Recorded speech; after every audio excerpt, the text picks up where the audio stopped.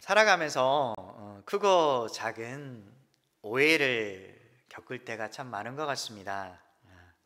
때로는 의도하지 않았던 말 한마디와 행동 하나로 인해서 사람과의 관계에 금이 가기도 하는 것을 우리가 볼 수가 있습니다. 왜 이렇게 오해가 생길까요? 오해 없는 세상에서 살고 싶은데 참 오해를 주기도 하고 오해를 받기도 하는 것 같습니다. 왜 이렇게 오해가 생길까요?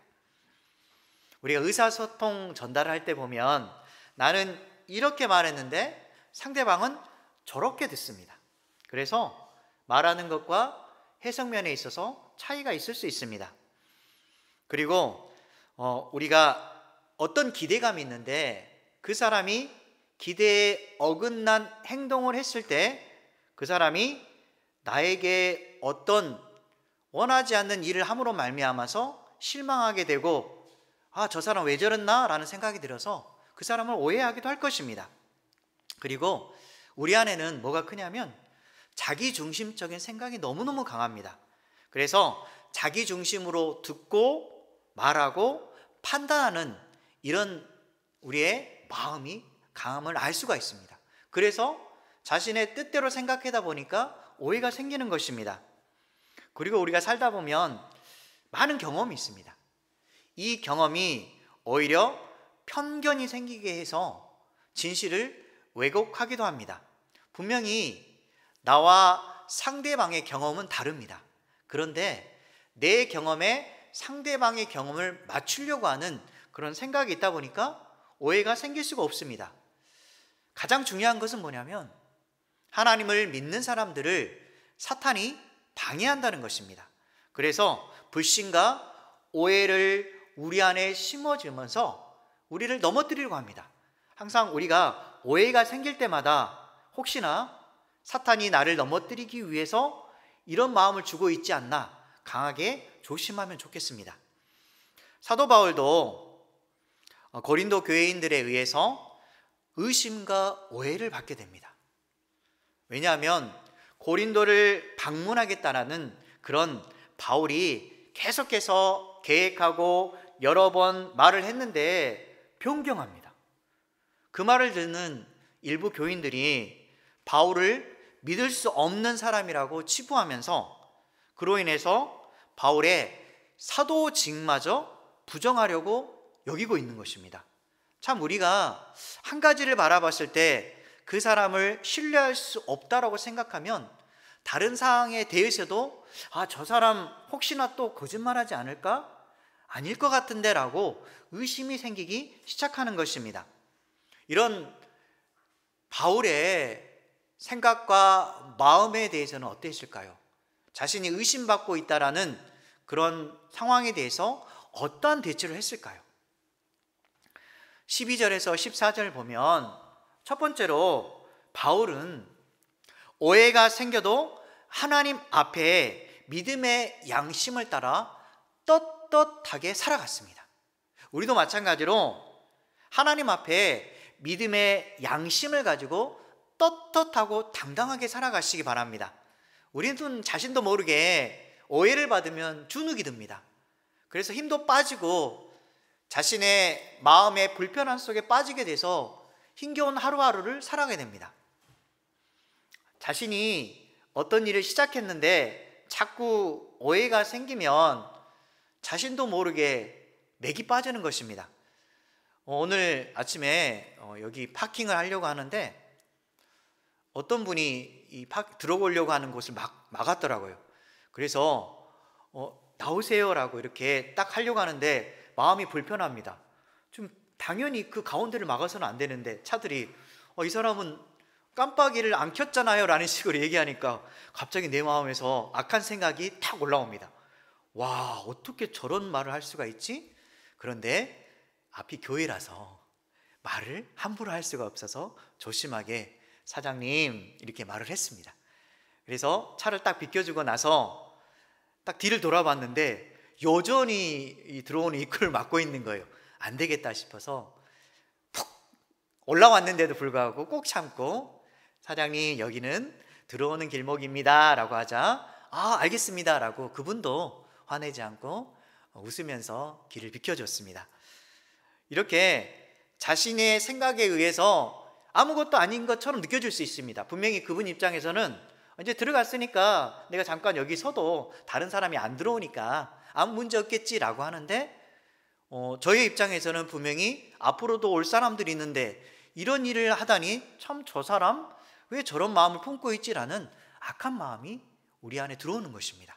그래서 오늘도 반성했습니다. 네, 우리가 그분의 입장에 대해서 생각하지 않고 나의 입장만 생각하는 이런 생각을 가지다 보면 오해가 계속해서 커질 수밖에 없습니다. 바울도 마찬가지로 자신의 생각은 이랬는데 교인들은 다른 생각을 가지자 자신의 마음의 무거움도 있었을 것입니다. 어떻게 해서든 이 오해를 풀고 떳떳하게 보여주고 싶은 마음이 있었을 건데 그는 자신의 일에 대해서 묵묵히 해내갑니다. 하나님을 믿고 당당하게 살아가는 것입니다. 12절에 보면, 함께 보시면, 우리가 세상에서 특별히 너희에 대하여 하나님의 거룩함과 진실함을 행하되 육체의 지혜로 하지 아니하고 하나님의 은혜를 행함은 우리 양심이 증언하는 바니 이것이 우리의 자랑이라.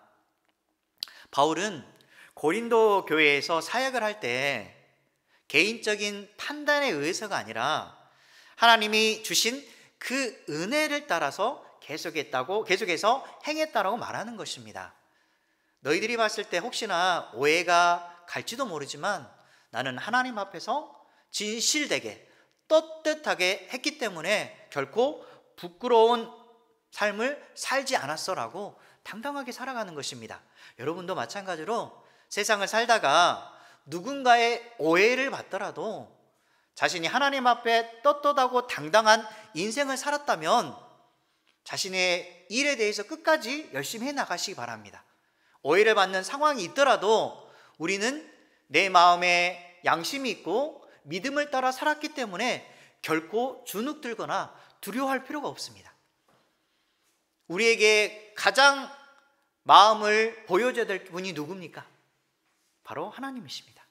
하나님이 우리의 마음을 알아주면 그게 가장 행복한 사람입니다. 히브리서 13장 18절 말씀 함께 보도록 하겠습니다. 우리를 위하여 기도하라. 우리가 모든 일에 선하게 행하려 함으로 우리에게 선한 양심이 있는 줄을 확신하노니. 바울이 왜 이렇게 당당할 수가 있었을까요? 조금 전 말씀을 자세히 살펴보면 자신의 행동의 기준이 하나님의 거룩함과 진실함에 있었기 때문입니다. 그는 인간적인 계산에 의해서 하는 것이 아니라 양심의 정직함을 붙들었던 것입니다. 진실한 믿음을 따라서 선한 양심을 가지고 살 때에 하나님께서 우리를 보시고 또한 우리도 또한 하나님을 보시고 있다는 사실을 알고 하나님께 영광을 돌릴 수 있는 것입니다.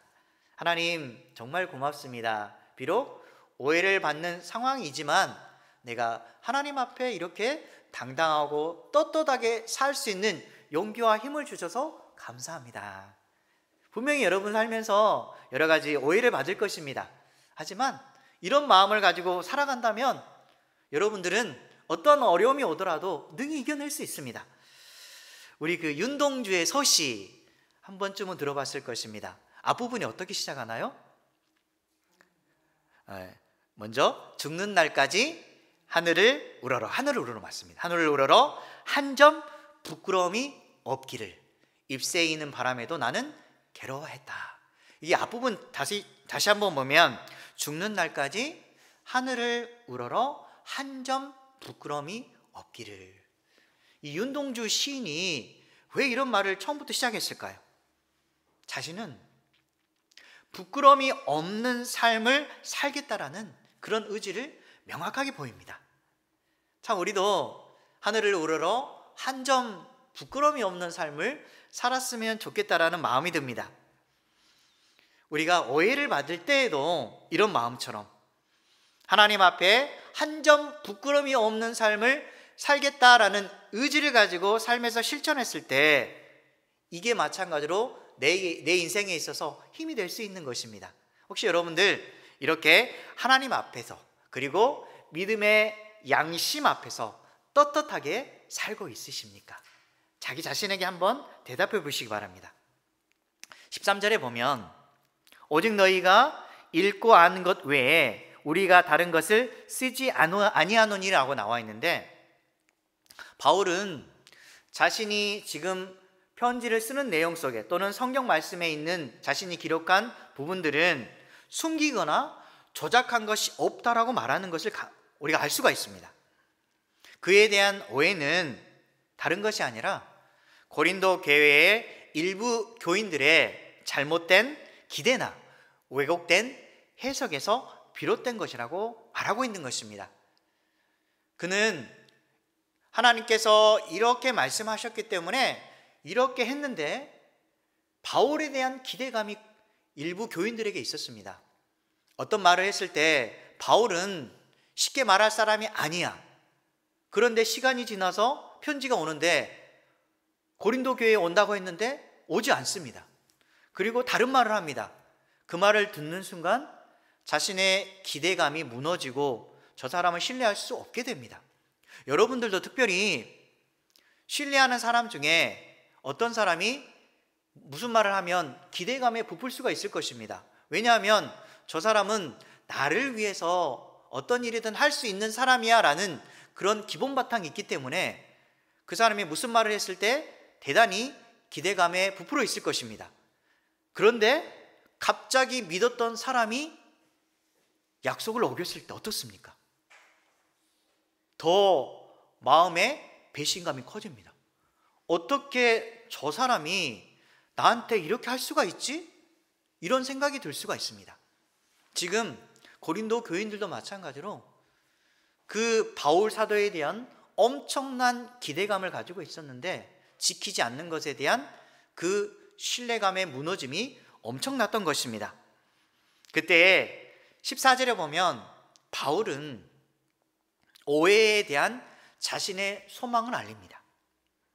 고린도 성도들이 바울에 대해서 부분적인 면만 알지만 실제적으로 주님이 오시면 자신의 마음을 온전히 알 수 있을 것이라고 전하고 있는 것입니다.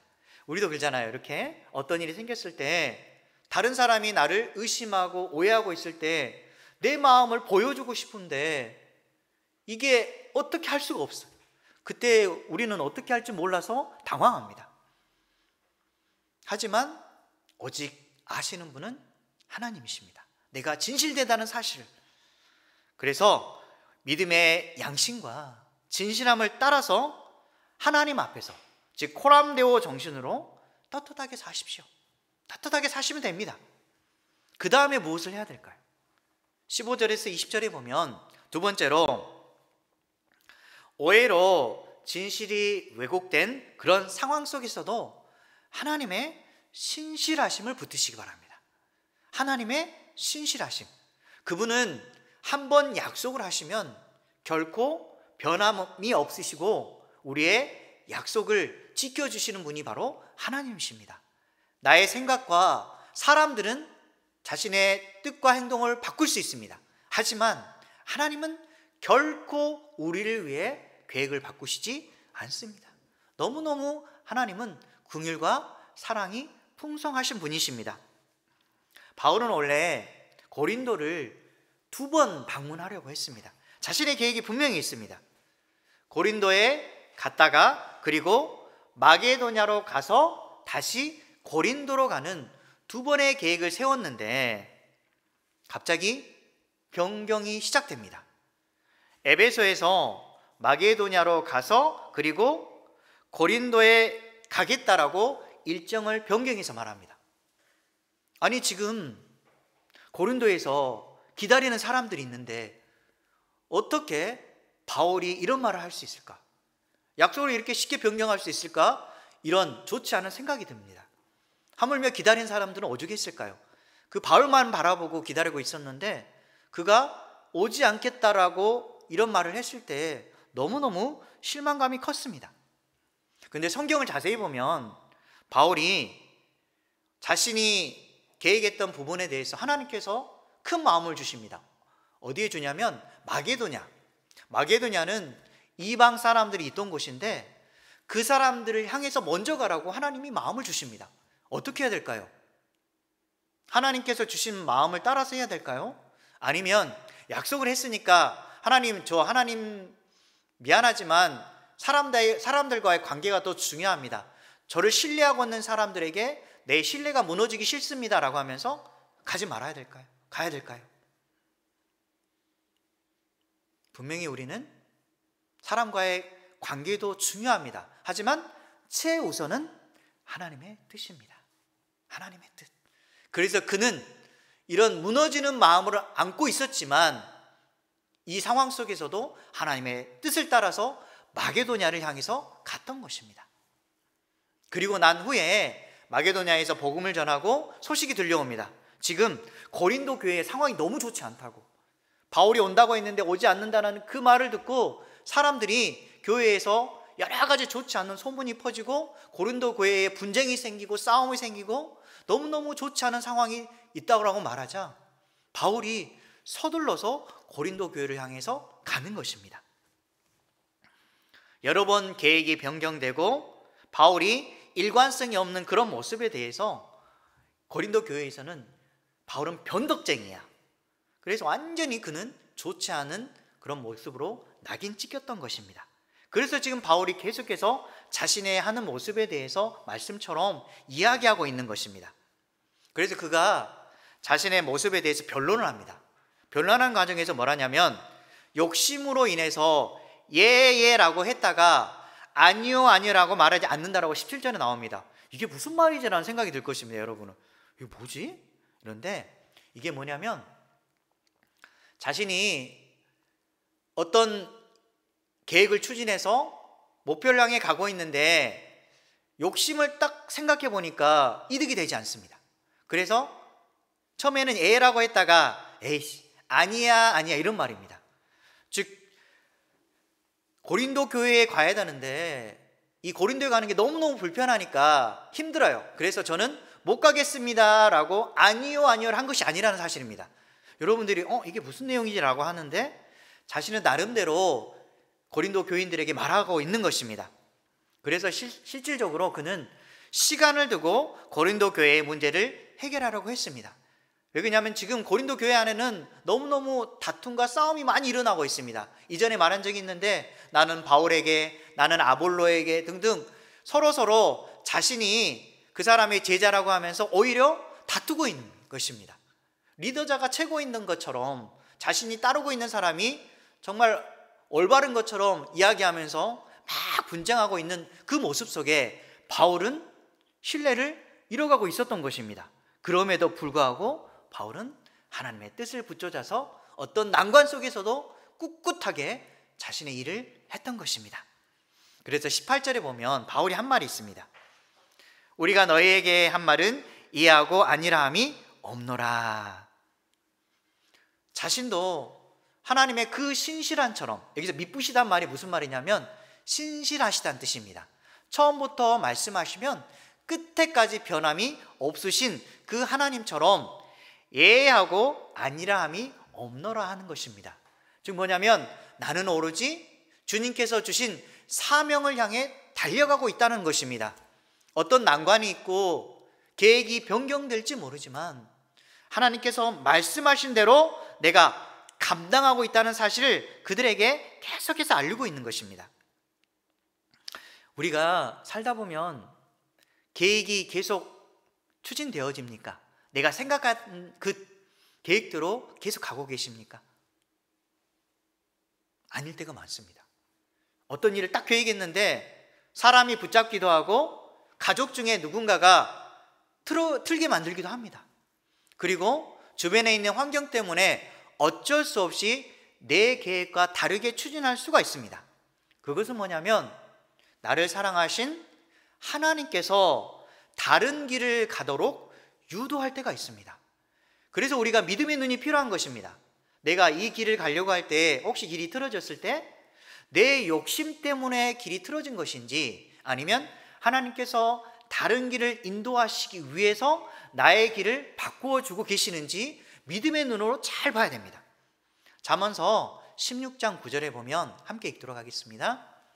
사람이 마음으로 자기의 길을 계획할지라도 그의 걸음을 인도하시는 이는 여호와시니라. 아멘. 우리가 내 마음으로 길을 계획했습니다. 자녀를 어떤 학교에 보내고 나중에 커서 어떻게 해서 이렇게 해야 되겠다라고 마음을 먹는데 변경이 됩니다. 어떨 때는 이게 좋은 것처럼 보여서 이 길을 선택하기도 하고, 또 하나님 보시기에 합당하지 않는 것에 같아서 그것을 내려놓기도 합니다. 중요한 것은 내가 아무리 계획을 할지라도 그 발걸음을 인도하시는 분은 오직 하나님이시다는 사실. 내가 교회를 섬기고 있는데 어떤 계획을 분명히 세웠습니다. 하지만 이 계획이 틀어졌을 때 제 마음의 무너짐도 확인합니다. 그런데 시간이 지나서 자세히 들여다보니까 맞아, 하나님께서 이렇게 하시기 위해서 이 상황을 바꾸셨구나. 나를 훈련시키기 위해서 이런 상황들을 계속해서 드러내 보이고 싶어 하시구나 라는 사실을 깨닫게 됩니다. 그래서 우리에게 필요한 것은 하나님의 인도하심을 계속해서 따라가는 것입니다.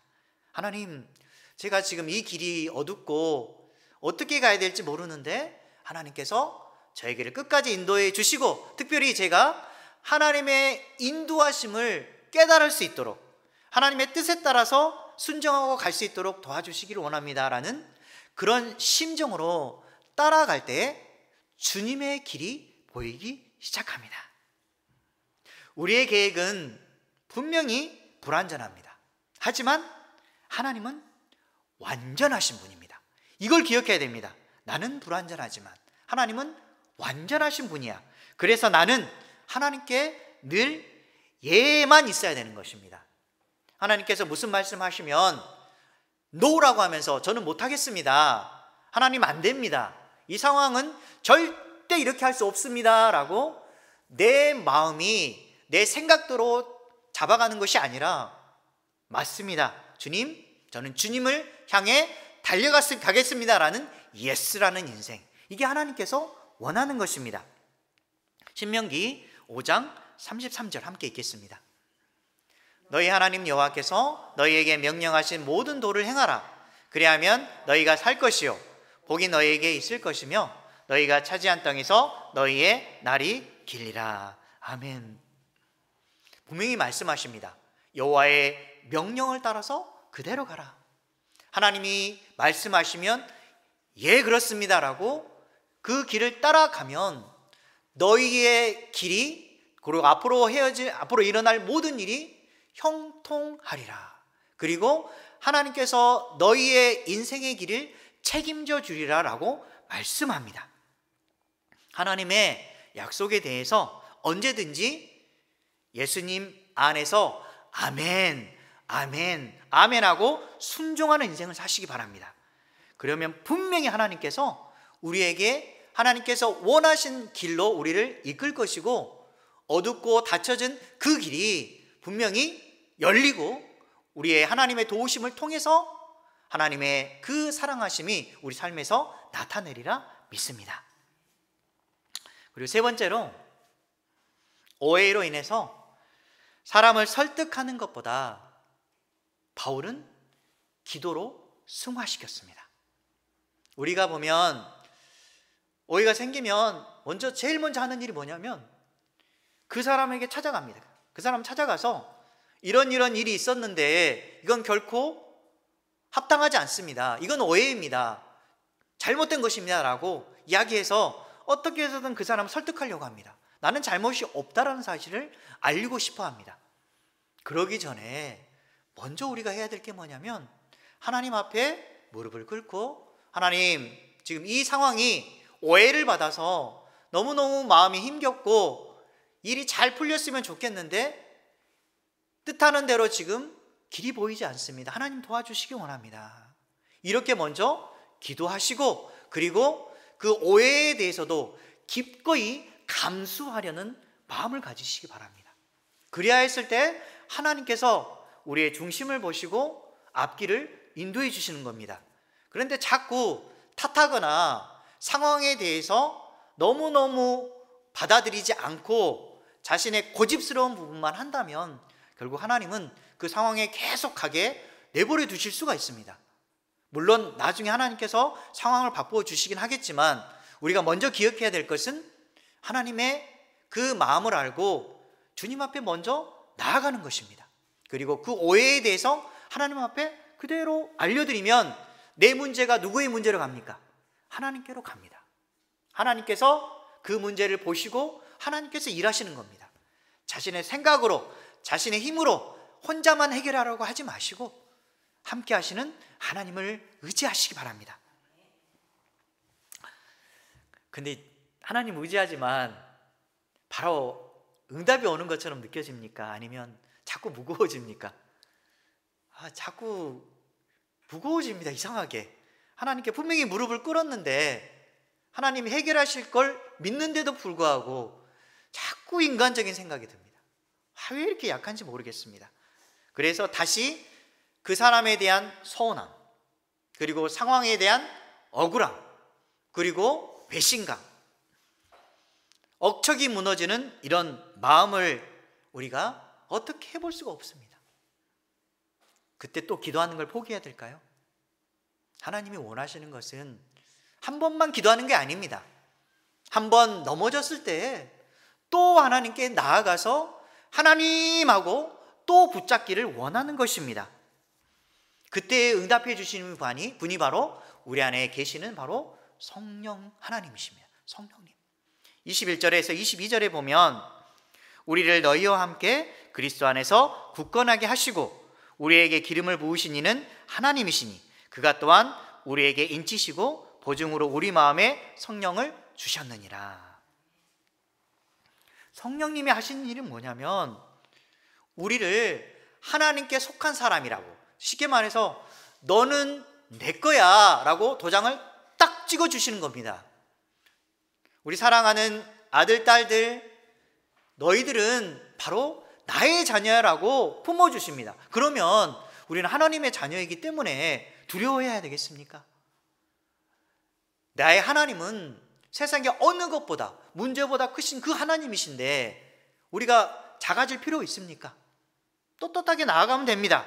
그리고 하나님께서 분명히 말씀하십니다. 너는 내 거야. 그리고 너의 길을 내가 책임져 줄 거야 라고 말씀합니다. 삶에서 하나님의 그 신실하심과 또한 진실하심을 우리가 기억하고 내던지시기 바랍니다. 그러면 하나님께서 우리의 마음을 아시고 우리를 보증해 주시는 겁니다. 보증. 그래서 하나님은 우리 인생의 보증수표입니다. 여러분들이 내 안에 지갑에 아니면 내 마음속에 보증수표를 가지고 다닌다고 생각해 보십시오. 어려운 일이 딱 생겼을 때, 너무너무 해결할 수 없는 일이 생겼을 때 내 안에서 그 보증수표를 딱 꺼내어서 내던졌을 때 모든 일이 해결된다는 그 생각을 가지시면 결코 두려움이 없을 수 있습니다. 내 인생의 보증수표는 누구시다고요? 하나님 아버지. 그렇습니다. 로마서 8장 26절 말씀 함께 읽도록 하겠습니다. 이와 같이 성령도 우리의 연약함을 도우시나니 우리는 마땅히 기도할 바를 알지 못하나 오직 성령이 말할 수 없는 탄식으로 우리를 위하여 친히 간구하시느니라. 아멘. 사람들은 우리의 진심을 아나요, 모르나요? 모릅니다. 물론 이해는 해줄 수 있지만 100% 완전히 우리의 마음을 알지 못합니다. 우리의 진심을 아시는 분은 바로 우리 안에 계시는 성령 하나님이십니다. 우리의 진정한 마음을 아시고 오해로 엇갈린 서로의 관계를 반드시 하나님께서 회복시켜 주시리라 믿습니다. 말씀을 정리하도록 하겠습니다. 살다 보면 여러 가지 오해를 받게 됩니다. 원하지 않고 의도하지 않은 말과 행동으로 인해서 오해를 받아서 참 어려움을 겪습니다. 말과 행동이 제대로 전달되지 않아서 잘못 해석되거나 선한 의도가 왜곡되기도 합니다. 진심을 담아서 한 말과 행동도 마찬가지로 상대방에게 오히려 상처를 주기도 하고 자신에게는 부메랑처럼 좋지 않은 결과로 돌아오기도 합니다. 이로 인해서 때로는 낙심에 빠지기도 하고 또 자기 자신을 질책해 보기도 하고 너무 분노가 일어나면 상대방에게 화를 내면서 분노하기도 합니다. 오해는 관계에 금이 가기도 하고 또 공동체를 무너뜨리는 큰 힘이 됩니다. 그래서 상호 간의 신뢰와 진실한 마음이 각자에게 필요한 것입니다. 혹시 집에 돌아가시면 생각해 보시기 바랍니다. 우리 가족 중에 내가 불신하고 있는 사람은 없는지, 그리고 나부터 신뢰를 저버리고 있는지 한번 생각해 보시기 바랍니다. 신뢰가 쌓일 때 서로를 인정하고 도우면서 그리고 공동체를 더욱 견고하게 세울 수 있는 것입니다. 하나님 앞에 믿음의 양심과 진실함을 따라서 코람데오 정신으로 떳떳하게 사십시오. 그리고 오해를 받아서 진실이 왜곡된 상황 속에서도 하나님의 신실하심을 붙들고 사람을 설득하기보다는 하나님께 먼저 나아가 기도로 승화시키시길 바랍니다. 그래야 해서 오해가 풀리고 관계가 회복되는 은혜와 사랑을 덧입으시기를 주님의 이름으로 축원합니다.